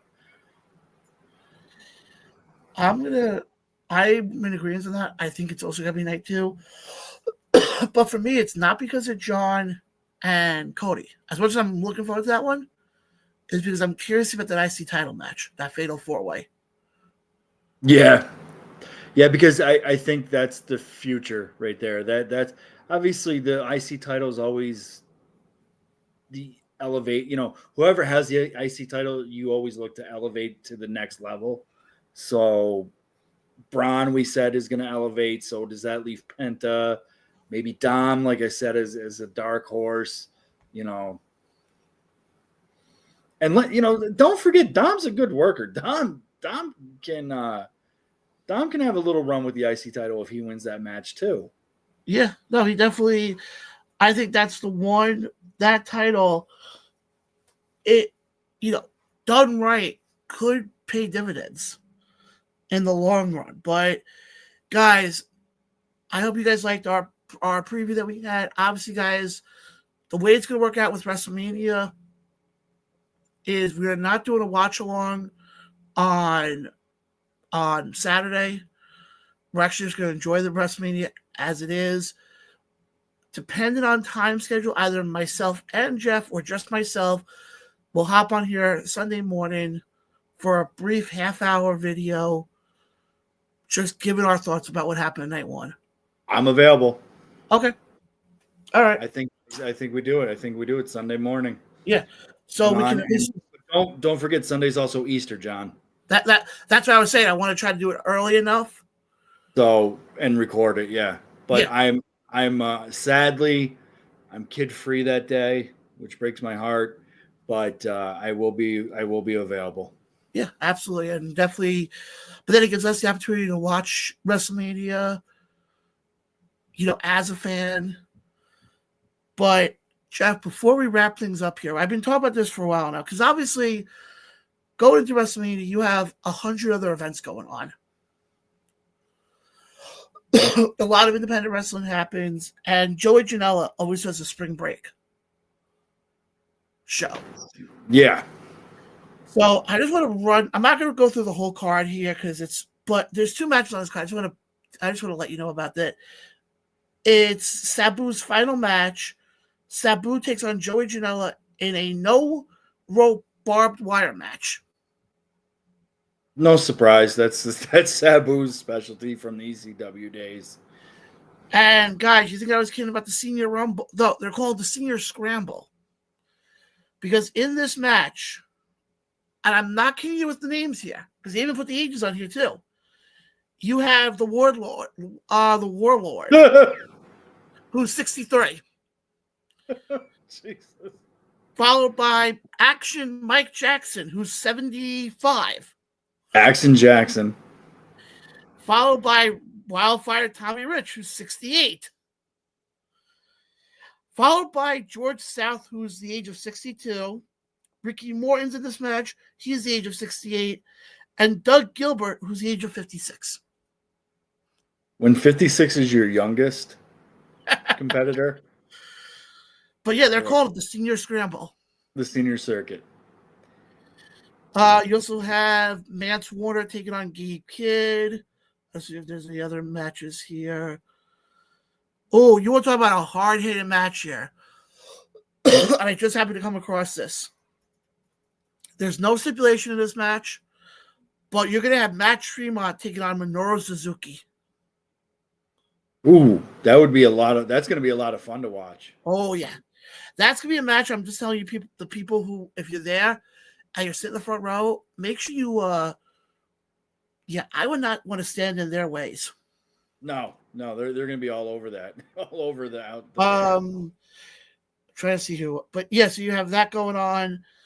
Trying to think of anything else. But guys, like I said, if you're in the Las Vegas area, you're not going to want to miss it at all. Hey, John, real quick, with your permission, can I introduce my producer here, my son Desmond? Go right ahead. He's been helping me out all night, taking notes for us, and he wants to say hi to the fans. Come on over, say hi, Des. This is Desmond, my son.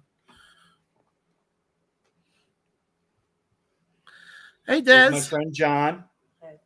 Hey. John's friends with Billy. You know Billy. Desmond and Billy are good buddies. Billy's one of the ones that got Desmond into independent wrestling shows. And who did Billy introduce you to? You remember? Dirty Dango, right? Yeah. Fandango, right? Yeah. Yep, your buddy. So thanks for all your help tonight, big guy. Yep, Appreciate you. Thank you. But just want to have a few last things just to wrap things up here. I can announce now. Try to think. We have nothing coming up in April. May is going to be a busy month for Around the World podcast. A lot of traveling. because coming up on May 3rd, Diamonds Are Forever, the Dynasty's all-women's show. Schenectady, New York. I'm Yep. excited for that, man. I am really excited. For Empire Live. I think they're back at Empire Is it Live. back at Empire Live? I thought they were going to be in Schenectady. I'm pretty sure it's Schenectady. They're in Schenectady that night. But leading up to that show, we announced this last week, we will have several guests coming on that week to promote the show. The two that I can confirm as of now, if you're in the upstate area, you know exactly who these two people are. Mike Falvo will be on with us, the legendary ring announcer himself, and the Bobby the Brain Heenan of commentary, the Gorilla Monsoon of backstage interviewing. You realize these others ones, this person will probably hit me over the back of the head. You're really going for it. You're really kissing up there, John. Billy will be on with us, guys. We're also going to have a few others. And then also coming up in May, Ace returns with Aftermath happening on May 24th in Teaneck, New Jersey. We can announce now that the main event is Sent to Slaughter, which is Sean Donovan and Danny Moff taking on a team of Cade Lothbrock and Anthony Gangone. So we'll have that coming up. The next day, Bree Combination Wrestling does their show. It's their anniversary show.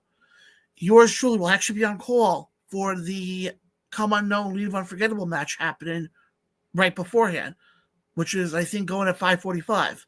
Not sure if it's going to be live and then released, or if it's going to be taped and then live. Shamika, I'm sorry to hear that. Shamika says, sad, gonna miss Diamonds Are Forever, gonna be in New Jersey. Shamika, I'm sorry to hear that. Should be I'm driving down for that. I'll be driving down from Plattsburgh. It's a 2.5 hour drive for me, but I'm excited to support my friends there. And then coming up May 31st, I want to make sure I got the right date on this one, because like I said, there's so much going on right now. My it's a lot, but it's a lot of fun stuff though, because we have coming up Saturday, May 31st, live from Elmwood Park, New Jersey, DJ Storms in association with ECPW presents Off the Rails. And I can confirm now that commentary for that one is going to be Billy and some schlub who hosts Around the Ropes podcast. Oh, wait, that's me. We're very happy for you. When you told me the news, I was so happy and so excited for you, John. So deserved. And I can't wait to just watch you guys work and see you guys, perform. We're going to be down there. That's May 31st. Again, we're going to make the long drive down to support you and our friend Billy. Thank you. I appreciate that a lot. But guys, like I said, there's a lot of places you guys can catch us. And then also coming up, like I said, Odyssey starts May 3rd. So I'll put it this way, guys. If you're in the car and you're headed up to Dynasty, because I just want to also reiterate this part also, with how the whole Odyssey thing is going to work. For the most part, the Odyssey part is going to be a replay of what we do on Tuesday. That show's going to be a little different, though.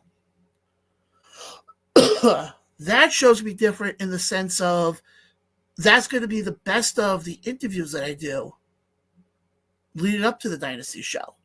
Yeah. So in essence, the way it's going to work out is the interview that we have with Billy, the interview we have with Mike Falvo, and so on and so forth, whoever else we get on, will be put together in a 2-hour show, and that's what's going to be played.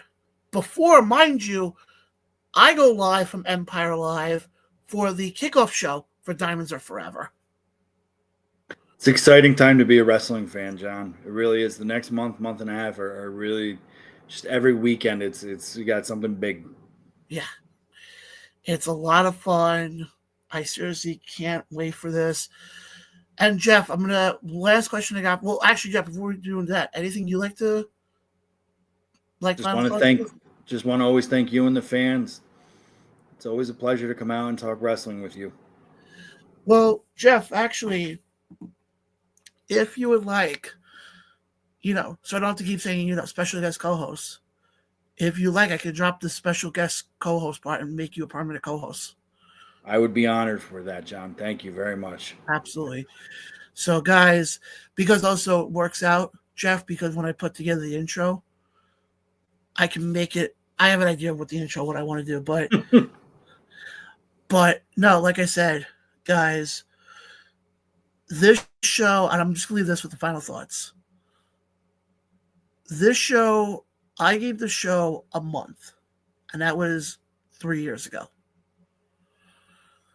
And to think in not even 4 years of doing this show, and I said this when the announcement was made, and I think the thing that's just hit me like a ton of bricks is with Odyssey. Because Odyssey, if you don't know, is CBS owned. They're CBS owned. It's how you listen to WFAN or WCBS if you're down here in the New York City area. You don't tend to see a lot of podcasts get brought into Odyssey that are not CBS. And to think that this show is going to be on there. And I kind of had a moment over the weekend. And we're going to get a little sentimental here for a second. Then we're going to wrap things up here in a second.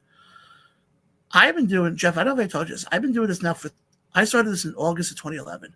Is when I started doing podcasts. And there's been one constant throughout all of this. And it's my 2 4-legged dogs. And with this move, I think it's hitting me now that they're not going to be here. Yeah. But they're here, though. They're here. But, Jeff, again, I'm glad to bring you on board. I'm glad to be. I'm honored. I really am. I appreciate you, and I appreciate all the fans. Absolutely. And, guys, like I said, enjoy WrestleMania this weekend. We will see you guys here a lot. Probably, I got to figure out time-wise how it's going to work out. But we will catch you guys here Sunday morning. Sunday. For a Sunday edition of a Night 1 recap. And then we'll be back here on Tuesday. But, guys, for Jeff, I'm John. This has been Around the Ropes Podcast. Again, guys, follow us on YouTube. Subscribe to us on YouTube. Follow us on Facebook. But we actually do have a Pro Wrestling T-store, so if you want to definitely go take a look at that, we do have a few shirts up there as well. Definitely love for people to buy it. But guys, like I said, for Jeff, I'm John. This has been Around the Ropes Podcast. We'll catch you guys next time. Peace.